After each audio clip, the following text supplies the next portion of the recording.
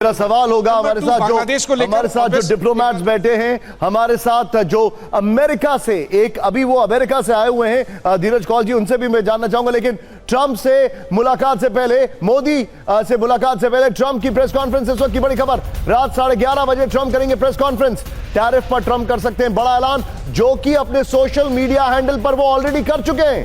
उन्होंने कहा है कि वो रेसिप्रोकल इफेक्ट से करेंगे टैरिफ। अब अगर किसी ने उनके ऊपर 25% टैरिफ लगाया है तो वो भी 25% लगाएंगे टैरिफ। ये बहुत बड़ी खबर है, ये बहुत बड़ी खबर है टैरिफ को लेकर, ये बहुत बड़ी खबर है। और यहां पर मैं समझना चाहूंगा, क्योंकि मेरे लिए ये बहुत इंपॉर्टेंट है डिप्लोमेसी के लिहाज से। सुशील जी मेरे साथ है। सुशील जी, मैं एक छोटा सा एग्जांपल आपको दे रहा हूं, correct me if I am wrong. Trump जो प्रेस कॉन्फ्रेंस करेंगे, मैं फिर से बता रहा हूं, हो सकता है वो टैरिफ पे हो। ट्रंप ने अपने सोशल मीडिया में कहा है कि हम रेसिप्रोकल वे में टैरिफ लगाएंगे। किसी ने 25% टैरिफ अगर अमेरिका पे लगाया तो हम 25% में लगाएंगे। मैं एक छोटा सा डेटा आपसे शेयर कर रहा हूं sir, correct me if I am wrong.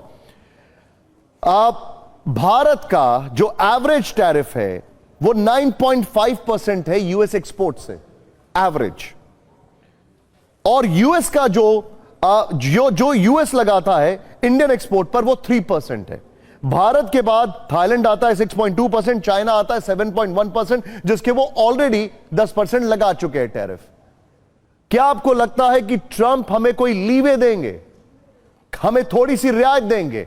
Sir मेरा यह आपसे सवाल है सुशील जी। देखिए, ऐसा है कि प्रेसिडेंट ट्रंप ने अनाउंस तो किया है कि हम रेसिप्रोकल लगाएंगे, लेकिन जैसा कि इन्होंने अभी हम 3-4 देशों के ऊपर, थोड़ा सा मैं माफी चाहूंगा, अपने दर्शकों को बता दूं, अगर किसी चीज पे टैरिफ लगाएंगे प्रेसिडेंट ट्रंप तो वो चीज का कैस्केडिंग इफेक्ट होगा भारत में, महंगाई बढ़ जाएगी, स्टॉक मार्केट पे नुकसान पहुंचेगा और ओवरऑल आपकी जेब जो होगी वो हल्की होगी। Back to you sir. बात यह है कि प्रेसिडेंट ट्रंप ने वैसे 3-4 देशों के ऊपर लगाया, उनको जो उन्होंने अनाउंस किए 25%, 10%, लेकिन अभी जब इम्प्लीमेंटेशन में तो उसमें डिस्कशन हुआ उनका, तो अभी जो उनका अभी डिपेंड करेगा कि वो किस तरह से क्या अनाउंस करते हैं।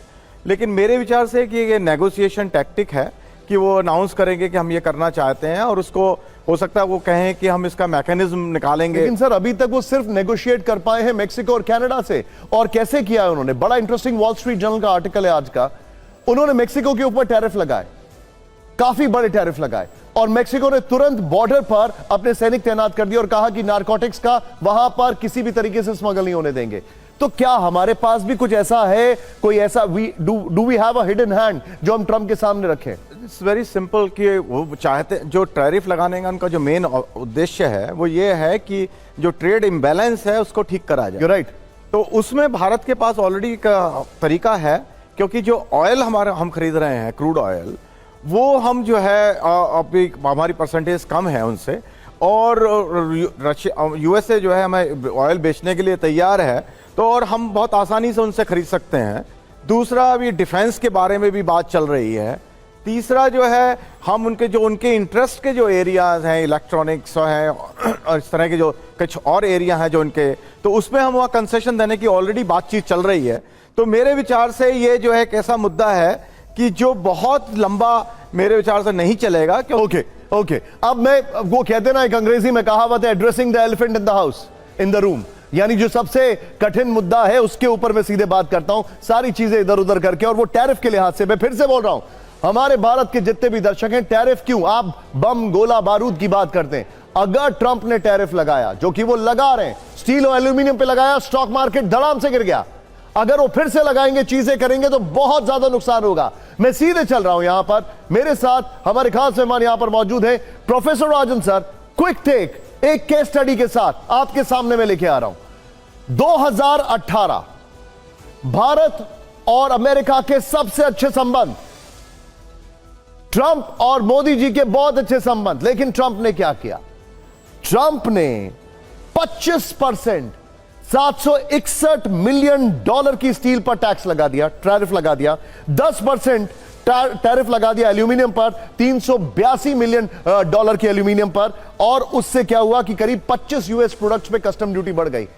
ट्रंप किसी की नहीं सुनने वाले, ये हम सब जानते हैं।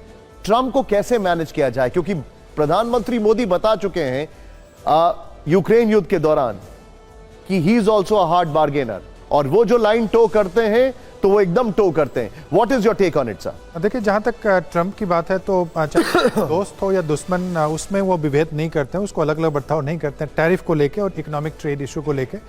तो इस पे वो मुझे लगता है कि दबाव बनाने की पूरी कोशिश करेंगे। लेकिन ये जो मेरे हिसाब से जो इश्यूज हैं ट्रेड और टैरिफ का, वो निगोशिएशन के रेंज में आता है। वो कोई इंट्रैक्टेबल इशू नहीं है जिस पे की बातचीत नहीं हो सकती है। तो मैं जैसा कि बताया जा रहा था कि बहुत सारे स्कोप हैं जहाँ पे कि हमने ऑलरेडी इंडिकेशंस देने शुरू कर दिए हैं।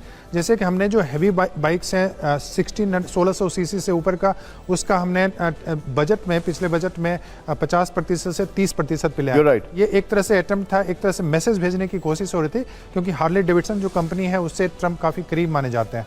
इसके अलावा जो दूसरे बाइक्स हैं, स्मॉलर बाइक्स, उस पर भी हमने कम करने शुरू कर दिए हैं।